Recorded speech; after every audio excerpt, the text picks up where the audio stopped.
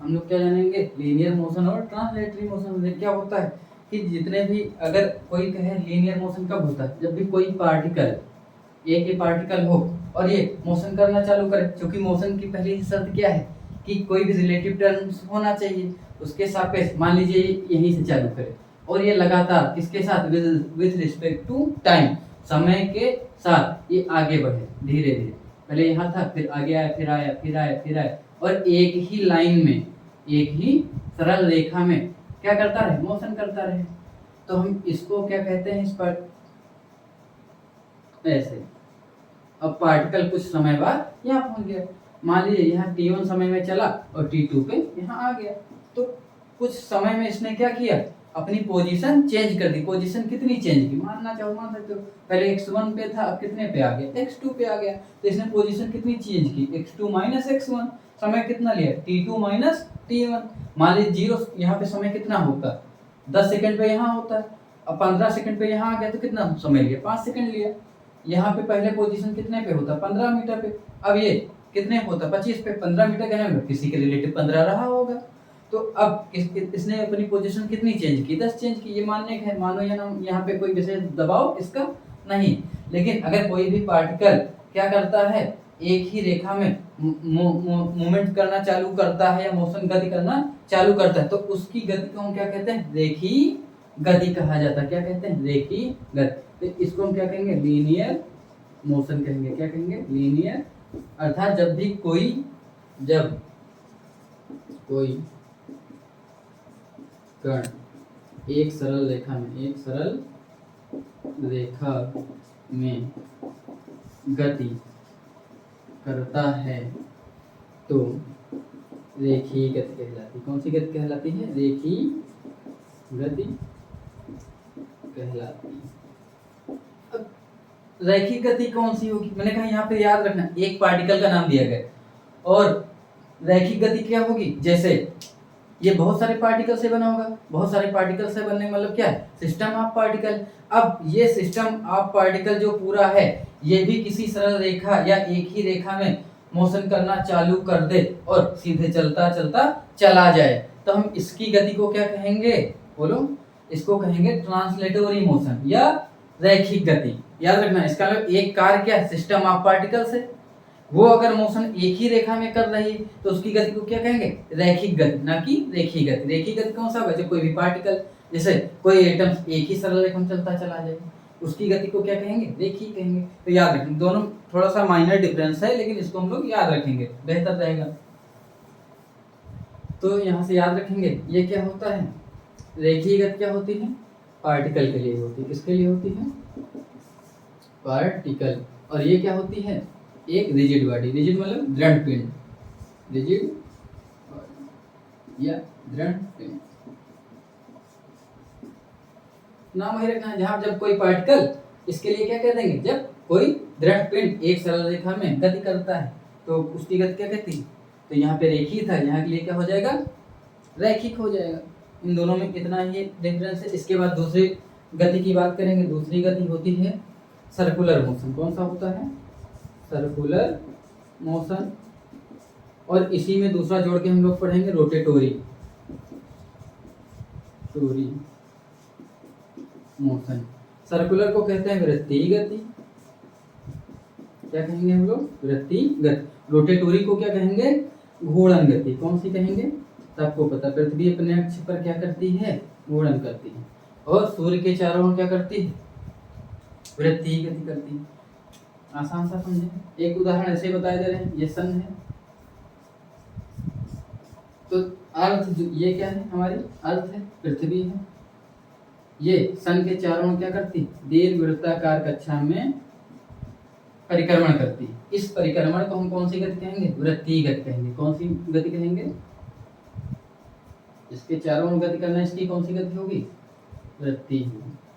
और अपने अक्ष पे जो कर रही वो क्या है, घूर्णन। वो क्या है, घूर्णन। इसकी बात यहाँ पे अभी हमको नहीं करना है, हम लोग यहाँ पे आएंगे तो क्या जानना चाहेंगे कि वृत्तीय गति क्या होती है और घूर्णन गति क्या होती है। जैसे वृत्तीय गति, जब भी कोई पार्टिकल ऐसे चलना चालू करे और ये क्या है, याद रखना, कि अगर किसी भी ऑब्जेक्ट पे हम लोग अगर चैप्टर अगला जब पढ़ेंगे इसी में बात करते जब फोर्स पढ़ेंगे कि कोई भी ऑब्जेक्ट, गैलीलियो का एक नियम था कि अगर वो मोशन में है तो मोशन करता रहेगा, रेस्ट में है तो रेस्ट करता रहेगा, मतलब रेस्ट में ही रहेगा, लेकिन वो अपने मन से और कुछ नहीं कर सकता। जैसे मैं कह दूं कि अगर कोई ऑब्जेक्ट चल रहा है तो वो लगातार क्या करता रहेगा, चलता रहेगा, वो कभी नहीं रुकेगा, अनंत काल तक चलता ही चला जाएगा। और अगर कोई रेस्ट में है तो हमेशा अनंत काल के लिए, इन्फिनिटी टाइम के लिए किस में रहेगा, रेस्ट में रहेगा।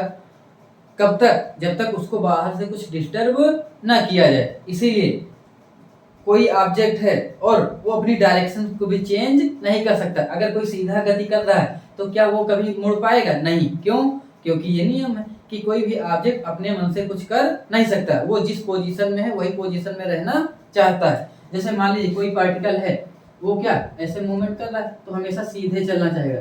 तो एक यही शर्त हो गई कि कोई भी ऑब्जेक्ट या कोई भी बॉडी हमेशा कैसी चलना चाहती है, एक सरल रेखा में चलना चाहती है। और वो मुड़ती कब है, जब हम उसको मोड़ने के लिए बाध्य करते हैं। ये अगर एक सीधा जा रहा है तो सीधा ही चलता जाएगा, मुड़ेगा कब, जब हम इसको कोई फोर्स बाहर से लगा दें। कोई भी पार्टिकल ऐसे जा रहा है, मान लीजिए फुटबॉल है, कैसे जा रहे, सीधे। मुड़ना चाहेगा तो हम लोग क्या करेंगे, इधर से किक करेंगे, इधर मुड़ जाएगा।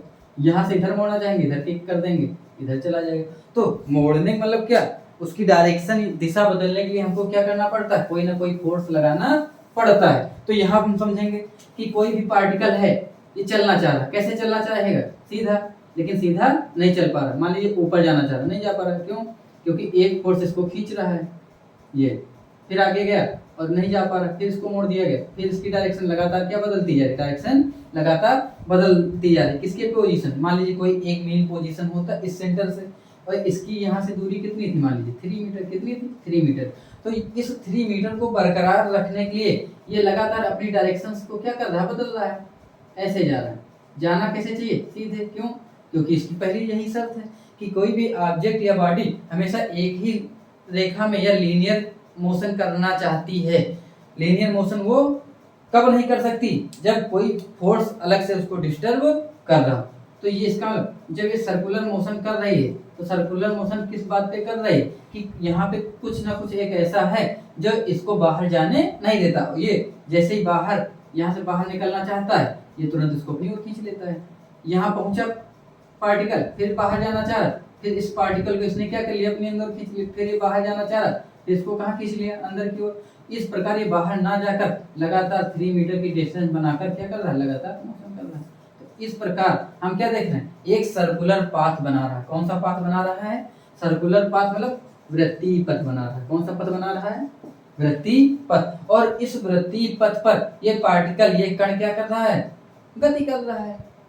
तो इसका मतलब जब भी कोई पार्टिकल क्या करे, किसी वृत्तीय पथ पर गति करे, क्योंकि वृत्तीय पथ पर गति लगभग एक समान ही होती, तो वृत्तीय पथ पर गति करे, जब कोई कण वृत्तीय पथ पर गति करता है तो कौन सी गति कहलाएगी, वृत्तीय गति कहलाएगी। कौन सी गति कहलाएगी, वृत्तीय गति कहलाती है।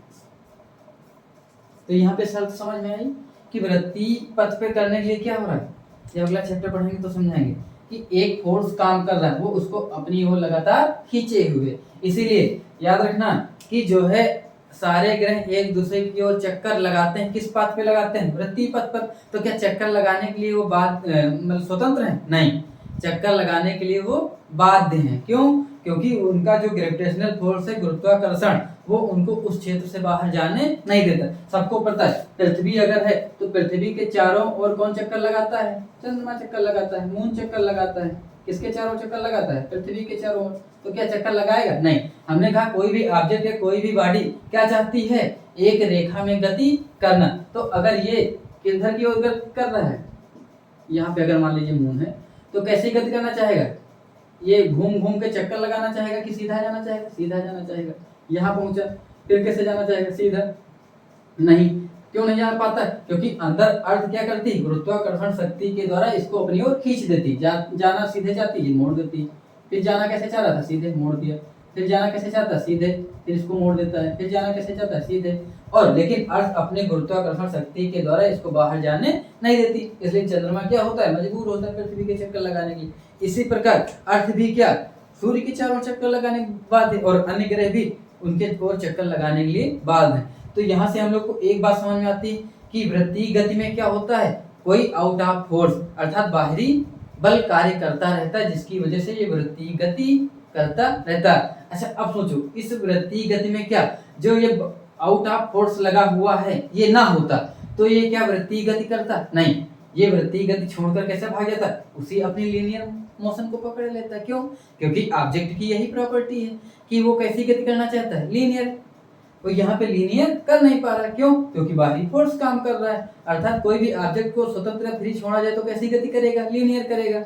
यहाँ पे लीनियर ना करने का कारण क्या, कि कोई फोर्स काम कर रहा है। इसका मतलब वृत्तीय गति में कोई क्या, हम लोग क्या परिभाषा बना सकते हैं कि वृत्तीय गति क्या होती है, कि अगर वृत्तीय गति में आउट ऑफ फोर्स को हम लोग हटा लें तो वह ऑब्जेक्ट क्या करेगा, उसकी वृत्तीय गति अर्थात सर्कुलर पाथ या वृत्तीय पथ को छोड़कर क्या करेगा, सरल रेखा में, एक सीधी रेखा में चला जाएगा। जैसे अगर पृथ्वी अपनी गुरुत्वाकर्षण शक्ति को क्या कर ले, हटा ले, या दोनों की गुरुत्वाकर्षण शक्ति क्या हो जाए, समाप्त हो जाए, तो ये कैसी गति करेगा, एक सीधी सरल रेखा में कहाँ निकल जाएगा, स्पेस में निकल जाएगा।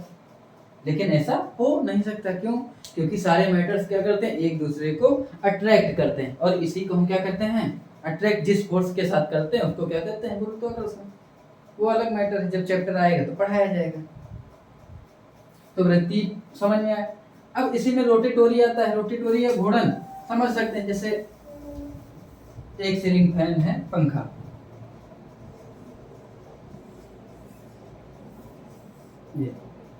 ये क्या है, एक सिस्टम ऑफ पार्टिकल, इसमें बहुत सारे पार्टिकल हो, मैं पार्टिकल चूज करता हूँ। एक मान लीजिए पार्टिकल ए है, यहाँ पे पार्टिकल बी है, और यहाँ पे पार्टिकल सी है, और भी मानना चाहो मान सकते हो। तो अब अगर ये घूमना चालू करे तो ये पार्टिकल क्या करेगा, कुछ समय पश्चात ऐसे घूमते घूमते घूमते घूमते घूमते चक्कर लगाएगा। जी मान लीजिए एक चक्कर घूम के फिर आएगा, फिर दूसरा लगाएगा, तो ये ऐसा पाथ बना रहा है। दूसरा वाला कैसा बनाएगा, ये ऐसा बना रहा है, और सी कैसा बनाएगा, ये ऐसा बनाएगा, और ये अपने ही पथ पे, मान लीजिए एक पार्टिकल और होता है, यहाँ पे डी मान लेते हैं, तो वो ऐसा घूमता रहता। तो देखो पाथ कैसे के बन रहे, सर्कुलर, लेकिन क्या है पूरे सिस्टम में, तो सिस्टम ऑफ पार्टिकल्स है। तो अगर ये ऐसे घूमते रहे तो इनको हम क्या कहते हैं, रोटेटोरी मोशन कहते हैं। लेकिन ये इनमें कोई बाहरी फोर्स काम नहीं करता है।